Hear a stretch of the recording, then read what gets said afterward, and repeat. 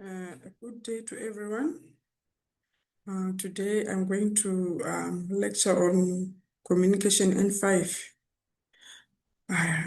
Congratulations to those ones. I hope everyone have passed N4. We are now N5. Keep on the hard work. Now we are in N5. So I'm going to share with you communication N5 content. Communication N5 content. So I'm going to start discussing module one. Module one. I'm going to start discussing module one, which is organizational communication. Organizational communication. Right. So in N5, uh, uh, we had a discussion on organizational communication. It was defined that organizational communication is communication within an organization. Communication within an organization. Meaning to say communication which takes place within an organization. An organization. Or a company. Communication which takes place within an organization. That's what we call organizational communication. Within an organization, you can find that there are so many communications that takes place. It might be meetings, brainstorming,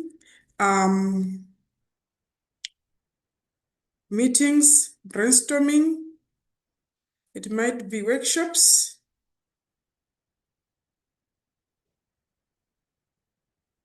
Might be seminars, etc. These are the communication that takes place within an organization. Communication taking place within an organization. That's what we call organizational communication.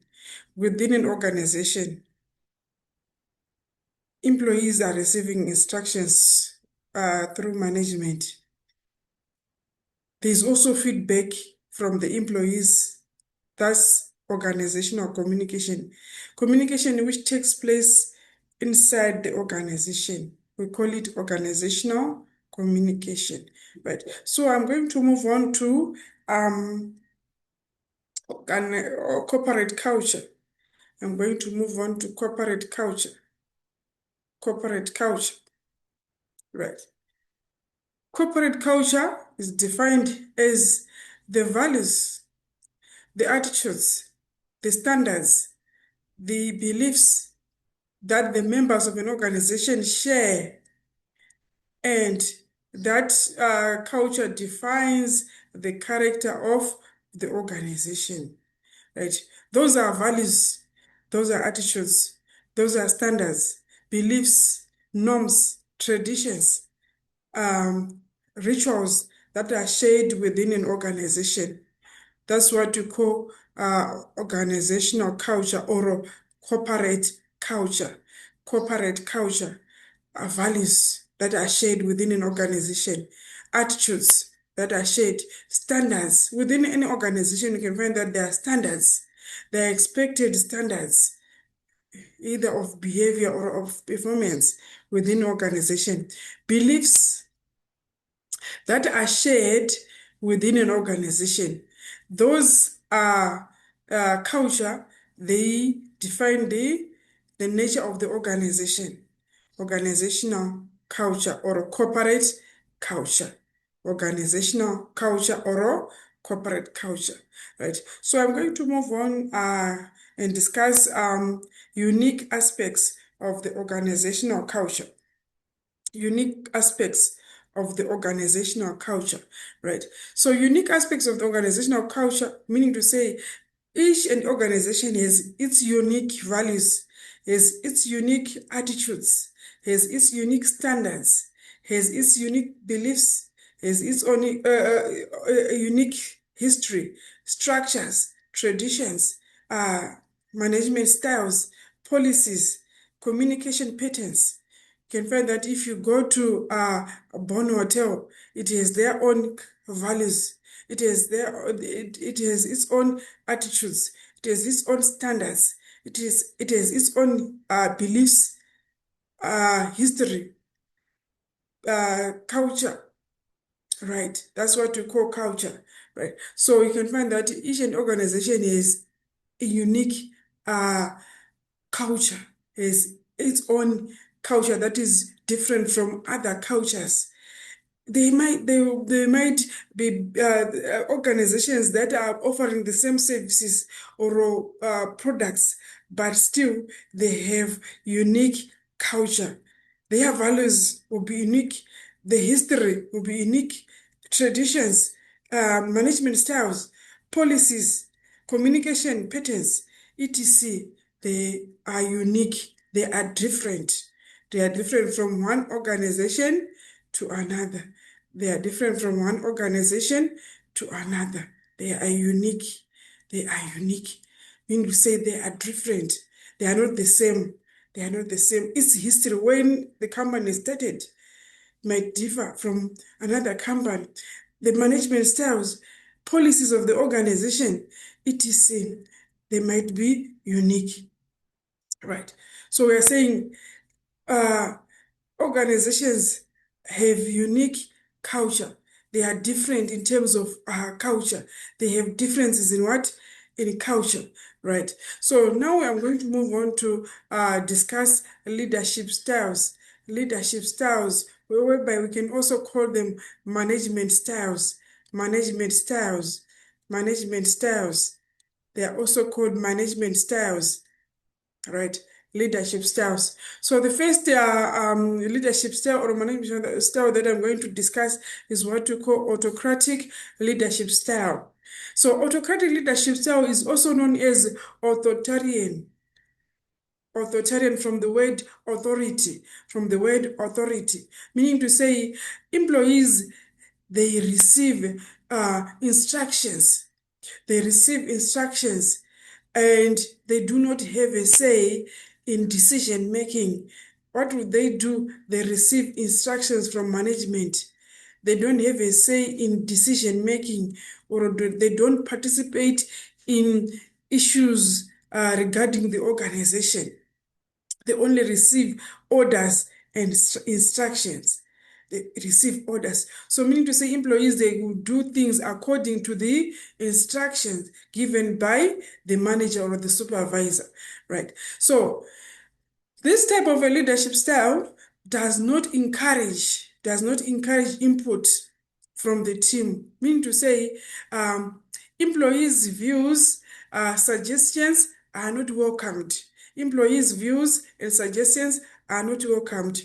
The leader normally takes full responsibility for the decision made on their own. They make their own decision regarding the what? The team. They make the decision of the team. They make the decisions of the team. They make decisions of the team. They make decisions of the team. Right. So you can find that open communication is not allowed. Open communication is not allowed um, uh, in autocratic leadership. So this type of leadership normally is ideal for risk decisions. For a risk decision, a risk decision is that one that if it is done wrong, or it is if a decision is wrong, it will affect the business. It will affect the business. It might also lead to the business collapsing or outcompeted by rivals. So here, only trusted, more experienced management personnel are the ones who make decisions. They are the ones who make decisions because they are more experienced. Their expertise, right? So it works well when a leader is more experienced and also knowledgeable. This leadership style works well when the leader is more experienced and is more knowledgeable. We're talking about those people who have experience in leading or in management. they are the ones who use autocratic leadership style, because it involves risky decision making. It involves risky decision making, right? So let's move on to another type of a leadership style, which is what you call laissez-faire leadership style. Some they call it a lazy leadership style. Right. It is also called delegative leadership style. It is also called delegative leadership style from the word delegation, meaning to say the manager only assign tasks to the lower level management. Right. Once he assign task, he will not offer, or he might offer little guidance. Sometimes you will not take control, and you will not take control and have responsibility for the work done, right? So the employees or staff members who will go and do the work on their own, they will make decisions regarding the task on their own without the input, or maybe a little input from the manager or from the leader, right? So the leader likes to delegate responsibility to the team rather than taking control and responsibility. He likes to delegate, but he does not want to take control. He doesn't want to have responsibilities. Right. So this type of leadership style is ideal where staff members are when they are highly skilled and professional. Right, when you're working with professional people who knows how to do the job, so they will need no close supervision, they will need no control, because they know how to do the job. So this type of leadership is ideal when employees are highly skilled, or when employees are highly professional. So management can use this leadership style if the employees within the organization are highly skilled and professional.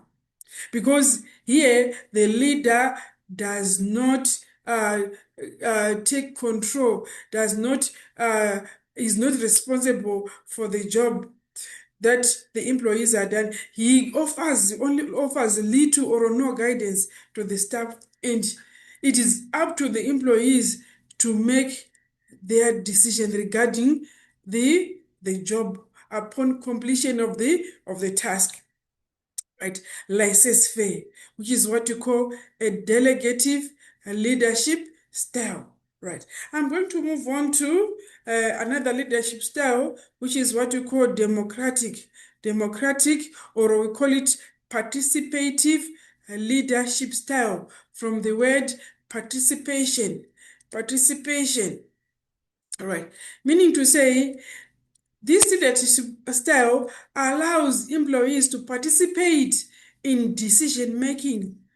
It allows employees to participate in decision making. So meaning to say, whenever there is a decision that needs to be made, they will have a meeting with the staff members so that they can give their own views and opinions regarding the decision, right? So there is open communication.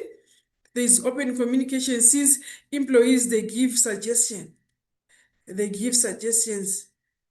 suggestions regarding maybe the decision. They can also give their own opinions. Regarding the decision, although it is up to the manager to make the final decision. So meaning to say, there is a two-way process, communication process which takes place there. There is a two-way process which takes place there, right?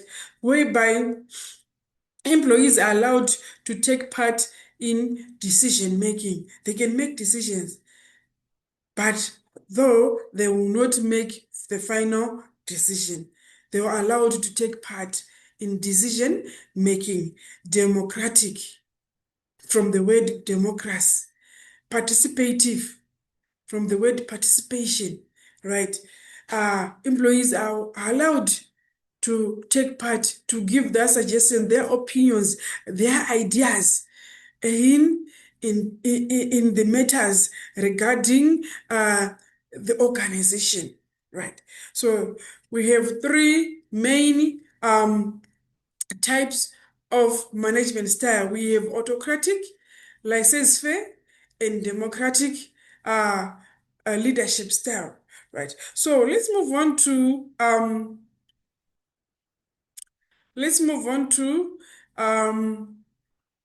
the influence of the leadership style on the corporate culture, the influence on the leadership style, uh, the influence of the leadership style on the corporate culture. How does it influence the organization? How does it influence the corporate culture of the organization? So let's start by looking at the democratic leadership style. The democratic leadership style, right? You can find that democratic style, leadership style, creates a culture of participation, and it welcomes the input from the group members, meaning to say employees can participate, they can give their own suggestions, their own opinions regarding the issue at hand or the matters that needs matters regarding the organization, right? So you can find that there is an open door policy. There is an open door policy that exists, which allows anyone to share thoughts and feelings at any time. Meaning to say, whenever the manager's door is always open for suggestions. The manager is also entertain people who bring in new ideas or opinions regarding matters of the management. So this management style is ideal because it leads to a feeling of cohesion. Cohesion. There is a feeling of unity within a group. There is a feeling of unity within a group, which will facilitate creativity and motivation. And also, it has a feeling of what the team spirit, whereby the employees, they will feel that they are part of the organization. When the employees are able to give suggestions, they will feel that they are part of the organization. They feel that they have a say in the issues of management, right? Okay, let's move on to another one. So, and also, let me continue. And also, it creates a social corporate atmosphere, né?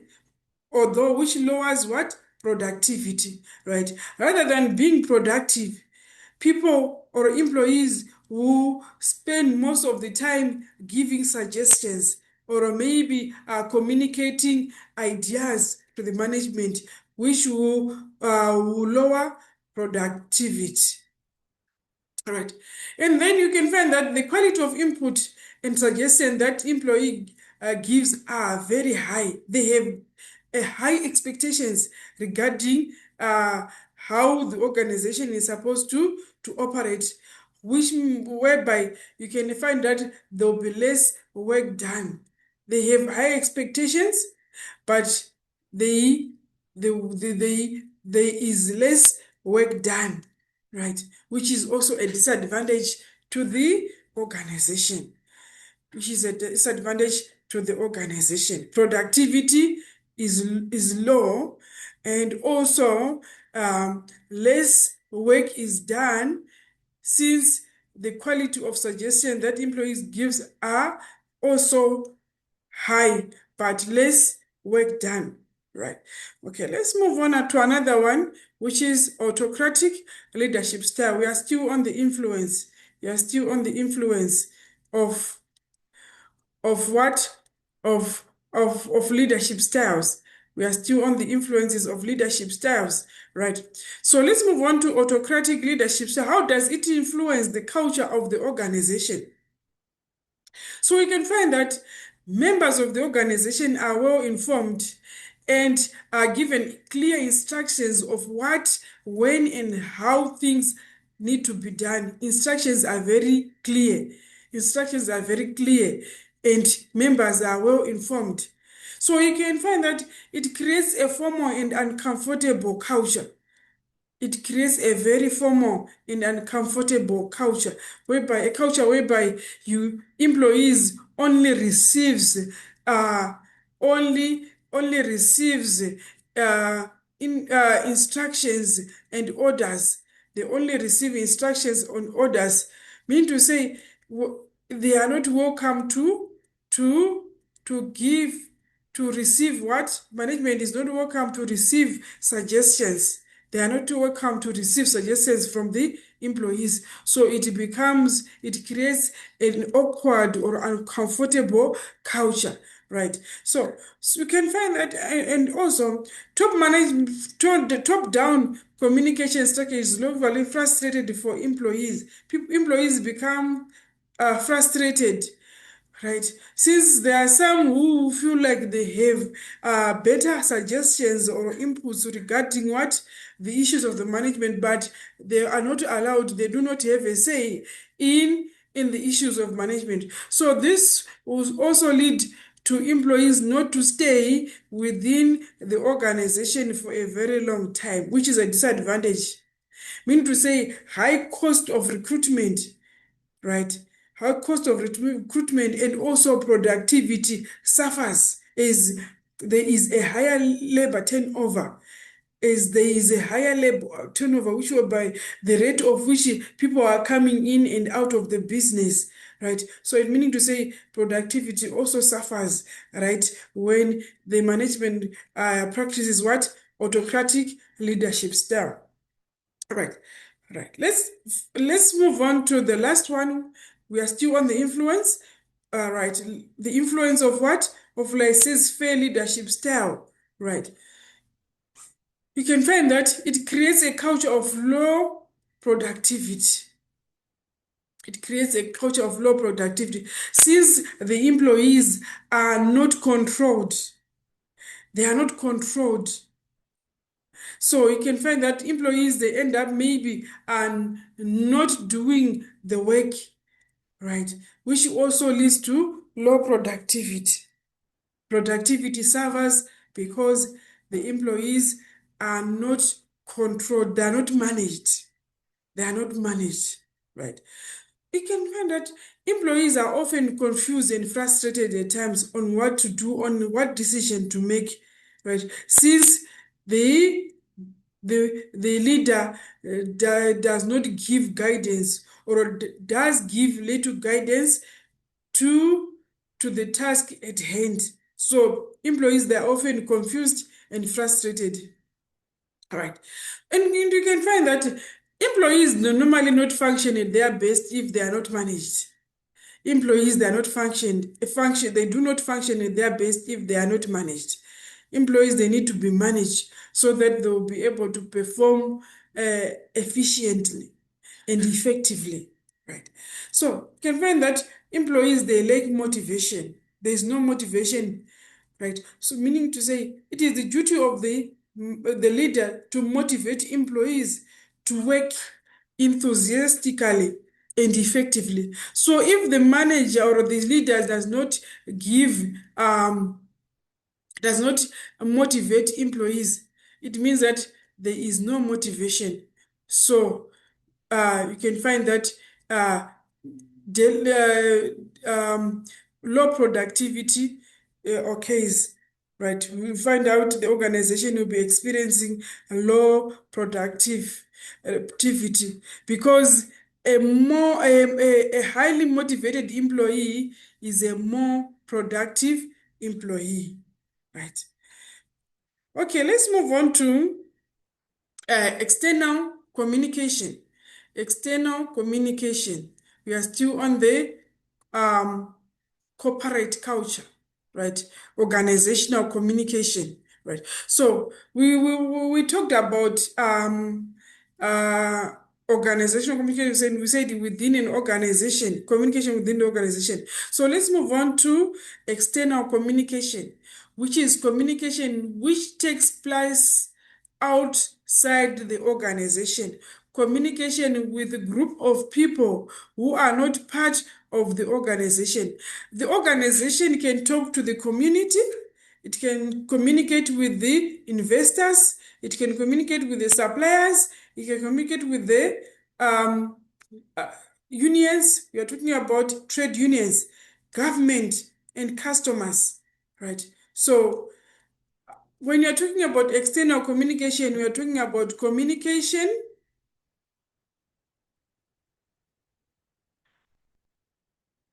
which takes place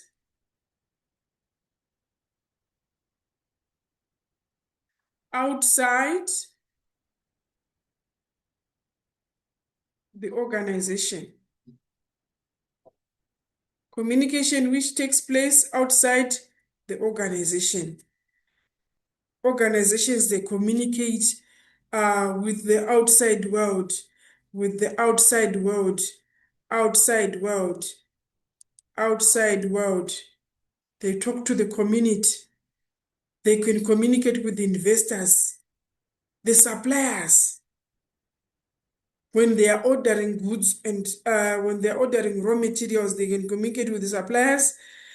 They can communicate with the government in terms of maybe labor issues. They can communicate with the customers through advertising, through market research, through sales promotion. They can communicate with customers, right? Okay, let's talk about aims of external communication. What is the aim? What is the reason why organizations communicate with the external world or with the outside world? The organization, they communicate to build a positive relationship with the stakeholders. We're talking about stakeholders, we're talking about those suppliers, those suppliers. These are the stakeholders, investors or shareholders, customers or consumers. Those are what you call stakeholders. Those who, the interested um, uh, people who are interested in our business, we call them stakeholders. So the organization would want to build a positive relationship because a positive relationship is very good for business. So you need to communicate with the stakeholders so that you can build a positive relationship. And also they communicate with the outside world to sell the product. This to sell the product and service. They need to sell the product so that they can bring finance to the organization. The main reason or the main objective of the business is to maximize sales, right? So for them to maximize sales, they are supposed to communicate. They're supposed to sell the product through advertising. They are supposed to sell the product to the customers, sales promotion. They need to communicate with the customers in order to sell the product. They can communicate through advertising, sales promotion, personal selling, etc. Right. So I'm going to move on to ways in which the organization communicate with the outside world. Right. So they communicate through mass media, which is the newspaper, the magazine, the television. You can find we have so many advertisements on television. The radio, they can also advertise their products through radio, right? They can also communicate uh, using interpersonal communication, whereby they can conduct meetings, they can conduct workshops, they can conduct seminars with the outside world. They can also do presentation, right, of goods and services to the stakeholders. They can also communicate through conferences. Right. So the organization can communicate through mass media, which is the newspaper, the magazine, the television, the radio. They can also communicate through interpersonal, right, whereby they can conduct meetings, they can do presentations, they can do conferences, etc. All right. So let's move on to interpersonal communication. Interpersonal communication. Interpersonal communication, right? Whereby we said communication within an organization. Communication within an organization, which is an opposite of what? Extra, external communication. Right, which is which is an opposite of what? External communication. Right. So we are going to define what is interpersonal communication, internal communication. Right. Internal communication is all formal or informal communication which takes place within an organization. Within an organization setup, there are communications that are taking place, be it formal or informal communication. Right. So I'm going to define the difference between internal and external communication. I'm going to define the difference between internal and external communication. Internal and external communication, right? So by definition, you can find that internal communication is communication within an organization, right? For example, we do meetings, right? Workshops within an organization, right?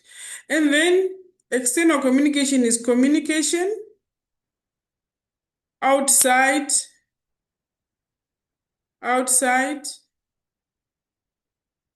the organization. Communication outside the organization. Right. So you can find that you can differentiate it according to the channels, ways. This one would be through newspaper. So this one is through company or in company newspaper.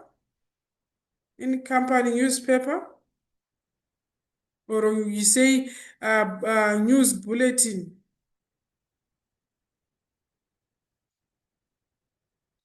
Right. Bulletin. And you can find that here, it might be through newspaper, it might be through red TV, television, it might be through radio, right? So you can differentiate internal and external communication by definition, and also types of internal communication and external communication, and also channels of communication. Right, that's how you differentiate internal and external communication. So I'm going to move on to the basic structure of an organization. Right. So I just want to draw a small organizational structure here. All right. So on top management includes the CEO, or you can say MD of the business, right? These are the top management of the business. And then you can find that the next level are a group of what? Of managers within an organization, a group of managers, right? We have the purchasing manager, the marketing manager, finance. We also have the HR manager, production manager, public relations, and purchasing manager, right? So under managers, you can find that we have supervisors in each department. We have supervisors in each department. We have supervisors in each department, depending on the organization. Depending on the organization, supervisors or foremen in each department. You might find that there might be supervisors or foremen. And then lastly, we have workers in different departments. Workers in different departments. We have workers in different departments, right? Workers in different departments. This varies from one organization to another. These are what we call workers who are under the supervisory management. These are workers or employees, or you can call them what? Staff members of an organization. So that's how the a simple organizational structure looks like. So you can find that the organization have different departments. We have the general management, we have the purchasing management, we have the production management, we also have the finance, the sales and marketing, human resource, public relations. So these departments, they are run by managers. These departments, they are run by managers, right? So meaning to say, each department has a manager and also employees working under the manager, right? So let's move on to forms of or formal communication channels. Formal communication channels. We are still on internal communication, right? So we are saying I'm going to discuss types of formal communication channels in an organization, right? So the first one that I'm going to discuss is what you call, I'm just gonna draw a simple diagram here, whereby it's just a simple organizational structure. We have the managers here, managers, and then we have basically maybe the supervisors or the foremen, and then the workers, right? So I'm going to start by discussing vertical communication. Vertical communication, we have a vertical downwards and vertical upwards, right? So let's start by, so vertical communication is communication which takes place upwards and downwards. Communication which takes place upwards, upwards and downwards, right? So communication can flow within organization from the staff members, which is the employees, to the higher level management. It flows from the workers to the higher level management, right? So this is what you call a vertical upwards communication, vertical upwards communication, vertical upwards communication, right? So employees, they can give feedback to a higher level management, which is the supervisor. They can also give suggestions to the supervisor. We call it what? Upwards communication. We call it upwards communication. Right. We also have what you call a vertical downwards communication.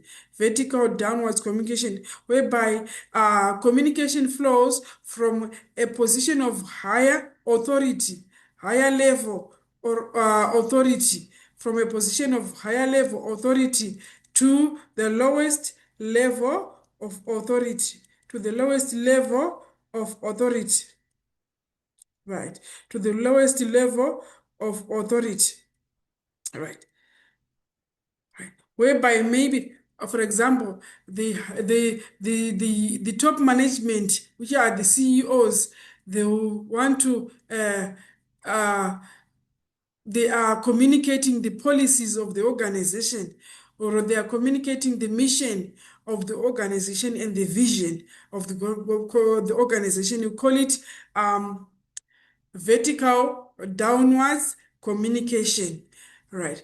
Vertical downwards communication.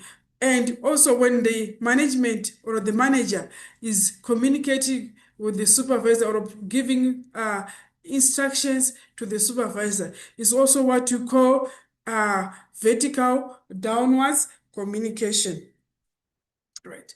This is the one that I'm talking about.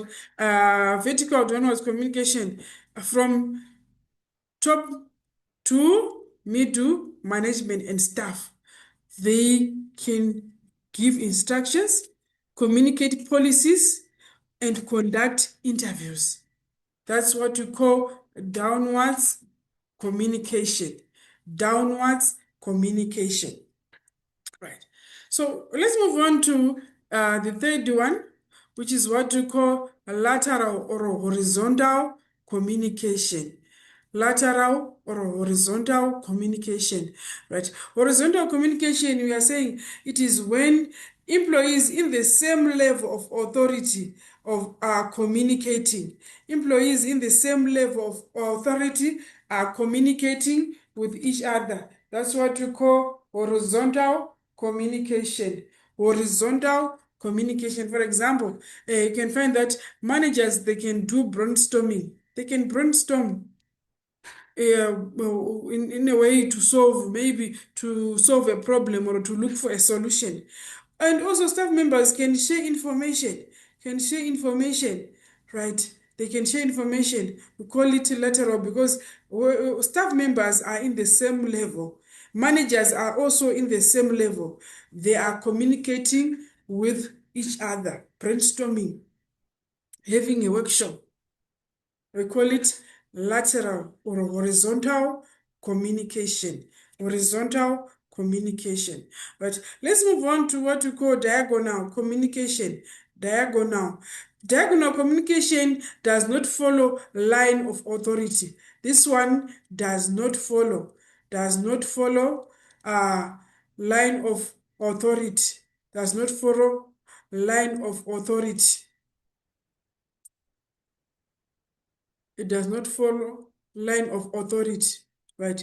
This type of what communication channel. So it normally follows what you call a crisscross, right? A crisscross.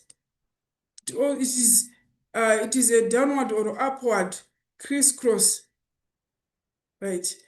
Through across different departments, right? It is it might be an upward or a downward crisscross pattern where different levels and departments are communicating, right? So for example, human resource manager brainstorming with the finance manager and the production supervisor. You can find that does not follow line of authority. And also employees from different departments are communicating with each other. That's what you call diagonal communication. Diagonal communication. Right. I'm going to move on to another one. Another communication style, communication process. Right. So I think for today, I'm going to stop here. I'll continue with module one, whereby I will continue with channels of internal communication. I'll continue with channels of internal communication, and then I'll proceed to um, other other things that are in channel in module one. So have a good day, everyone, and then please don't forget to watch and also to press the subscription button if you are still new, so that you continue receiving, you will be able to receive this content as I post. So have a good day.